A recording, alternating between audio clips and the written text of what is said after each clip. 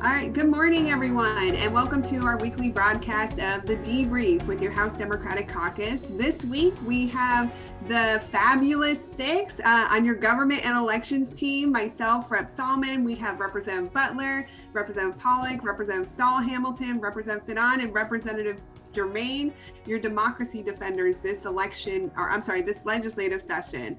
So we are going to get into what's happening at the Capitol in regards to our elections.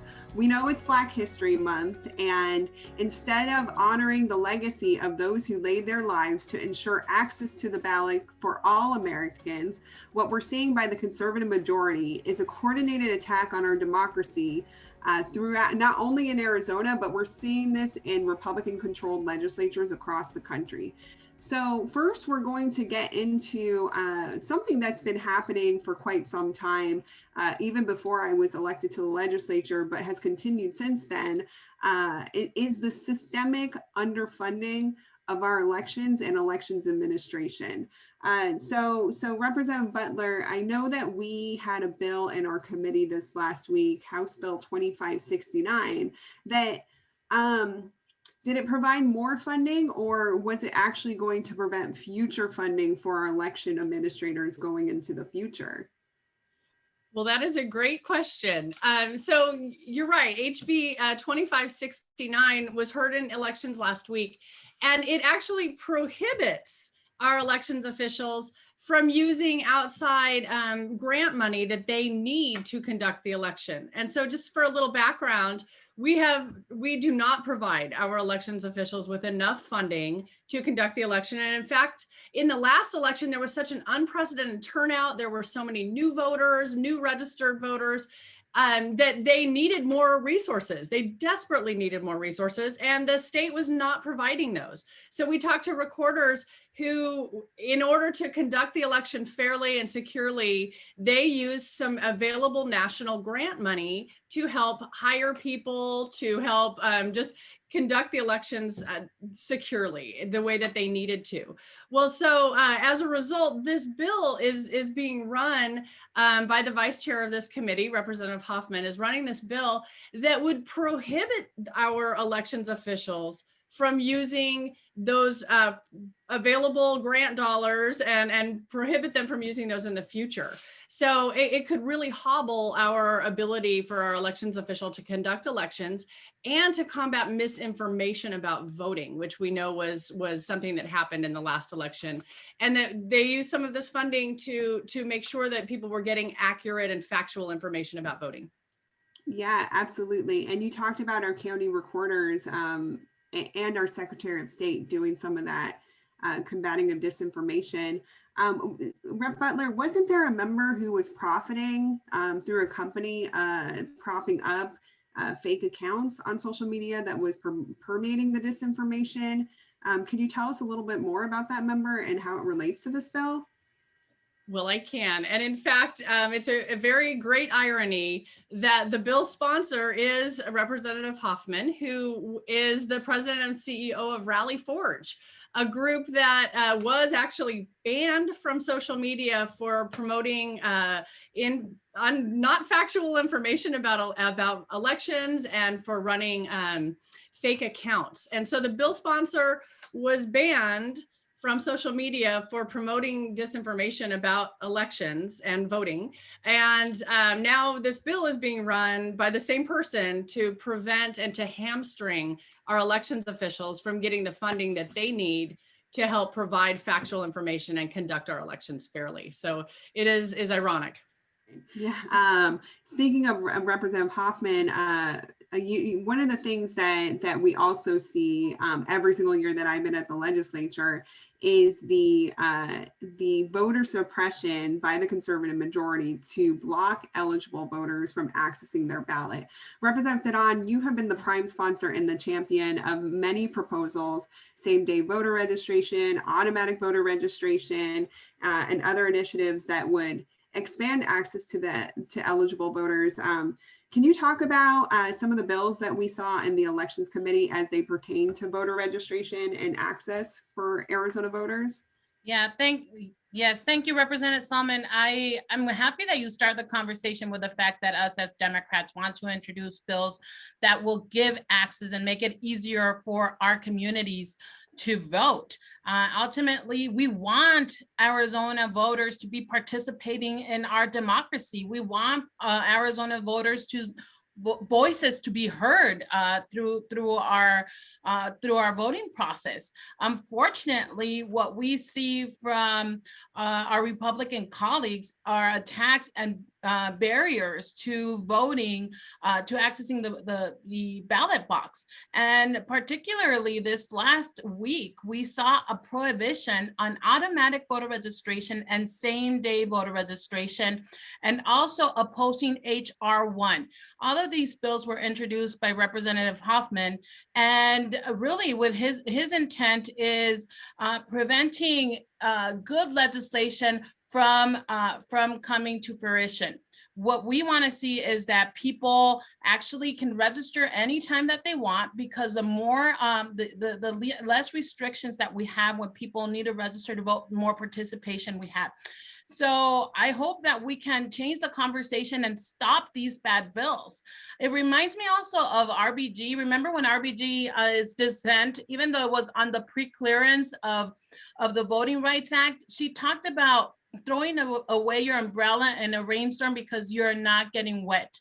And right now, I feel like they're just throwing they're creating a huge storm for us instead of trying to give access to voting. I can't think of a better metaphor. And, you know, to the point of HR 1, HR 1 is also dubbed and called the John Lewis Voting Rights Act. And so it's just very peculiar in Black History Month. We continue to see that storm being waged by the Republicans in opposition to the great achievements by our Black civil rights activists in the 1960s. And so thank you so much for that, Representative Terán. Representative Jermaine, I'm so glad that you're joining us this morning as well to also expand on the voter suppression that we see through voter purges. Now, these are voters who are eligible, who are ready on the voting rolls. This reminds me of a bill that we heard last term in our committee, but can you talk about what we're seeing going through the Senate right now, and how those efforts to do voter purges are reviving themselves? Yeah, thanks, Rep. Salman. We saw Senate Bill 1069, which would have stripped the word permanent out of the permanent early voter list. That failed on the Senate floor, and this week we saw it brought back as a strike everything bill, and it is now Senate Bill 1485, and it passed the Appropriations Committee in the Senate last night. And what that will do is if you miss 4 elections in a row for your mail-in ballot, it would strip you off of the permanent early voter list.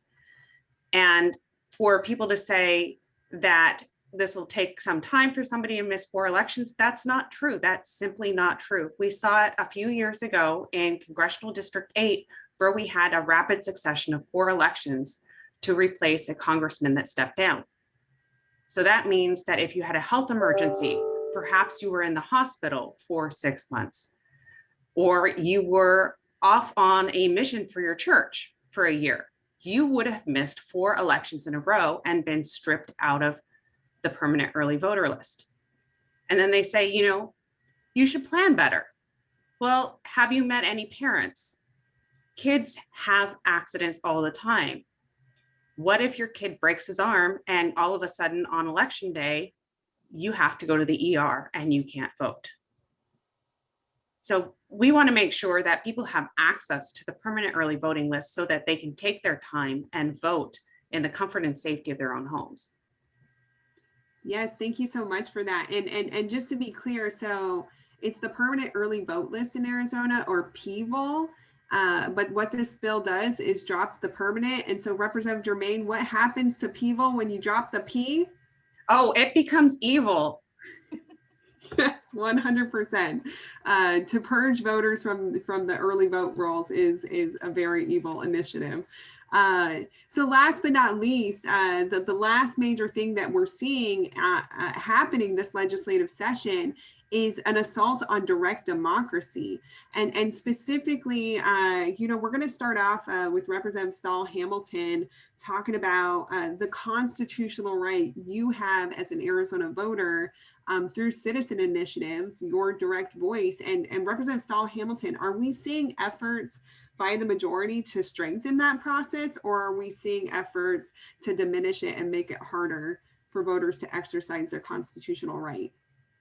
That's a really good question. Actually, there has been an attempt, I would say, over the last 4 years to weaken our system that we have for the Citizens Initiative. That is something that I think has been a check and balance on our legislature. And I can just remember a couple of years ago with especially with Representative Jermaine, when the empowerment scholarship accounts were passed into law by one vote. And there were so many people in Arizona who this was not a law that applied to our families or anything we wanted. It was a step to underfund schools. And so Save Our Schools was formed, and they got busy collecting signatures for a referendum. And what the beautiful thing of that is, 85% of our families choose their public schools.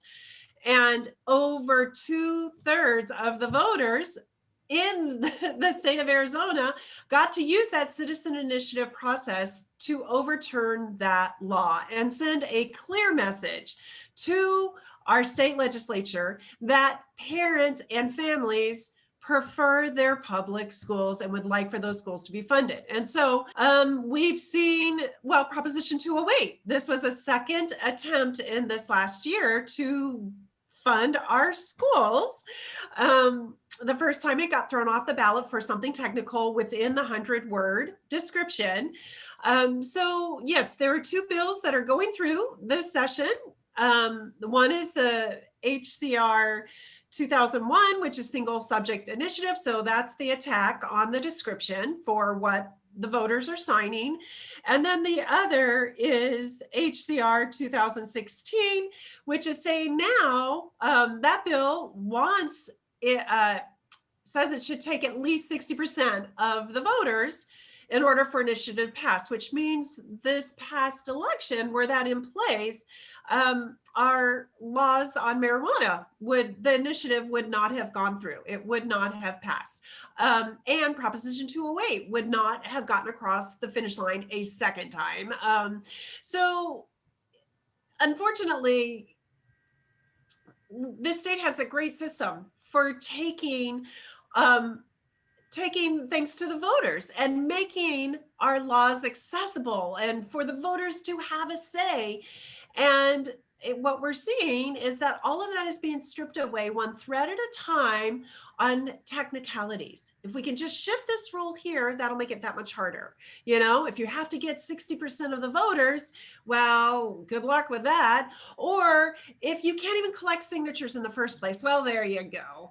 Or how about we make it so technical in the 100-word descriptor that, certainly our voters couldn't understand the laws that we lawmakers are making. So for me, it's very, very frustrating because I think the process has worked. It is one of the things that has made Arizona so unique. And it's unnecessary. Let the voters decide. That's right. That's right. Let the voters decide. And everything you outline is just making it harder for the voters to make their decisions that they're constitutionally entitled to. Thank you so much for that recap. And another assault on our direct democracy is not only on your right to make your own laws independent of the legislature, but Representative Pawlik, can you talk about House Bill 2720 and Senate Concurrent Resolution 1006 and what those bills would do to Arizona voters if they were to pass? Absolutely. Thanks, Rep. Salman. The first one, 2720, is a bill that was not first read or assigned. So be perfectly clear that this is not one that's going through the process. It was stopped, but it would do a number of things, including have the legislature choose the electors for the presidential election. Another thing in this bill that I found really surprising was if there is a disruption in the video coverage of the processing of the ballots, members of the Board of Supervisors and the county recorder shall be ineligible for re-election and barred from holding public office for the next 10 years. If the video goes down, and we've all seen in all of the video conferences that we've been a part of in the last year, sometimes technology just doesn't work. But the big deal on that is that it would be the legislature, not the voters, who are choosing the electors. Now, SCR 1006, if you look it up, it may look like it's a nebulous bill. But if you look further into it, it was subject to a strike everything. And if you're not familiar with that, what that means is all of the language of the original bill is struck and new language is put forth.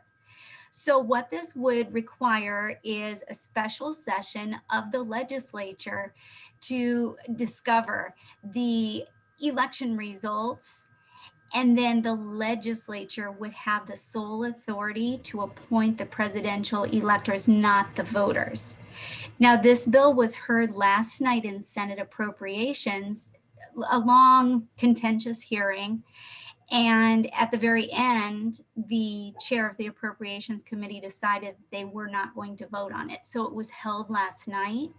It does not mean that that's dead, but those our colleagues in the Senate put up a good fight, and for now it's stopped. So I think the good news is that when we hear from constituents, and we hear from a lot of constituents, we can stop bad things. So I would encourage you, when you're hearing about these bills that are very alarming to you, reach out to all of us on the committee, reach out to the chairs of the committee. And when they receive so many emails and phone calls, it really will help the process.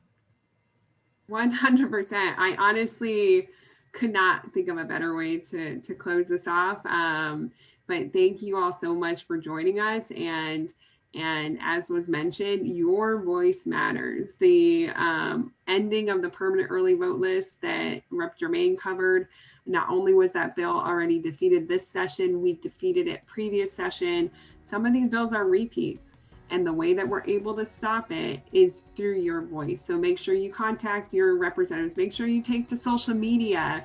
And if we need to protest, we need to protest. But together we will protect our democracy, and together we will make sure Arizona moves forward in a direction where all eligible voters can access their right to vote. So thank you so much for joining us on this Wednesday's debrief, and we look forward to seeing you next time. Take care, everyone.